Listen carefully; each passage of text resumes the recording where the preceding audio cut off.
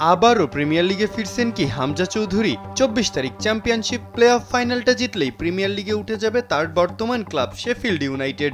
সরাসরি কোয়ালিফাই করতে না পারলেও পরবর্তীতে প্লে অফ সেমিফাইনালে ব্রিস্টল সিটিকে 2 লেগে 6-0-তে গুড়িয়ে দিয়ে প্রিমিয়ার লিগের স্বপ্ন দেখছে এখন হামজার দল।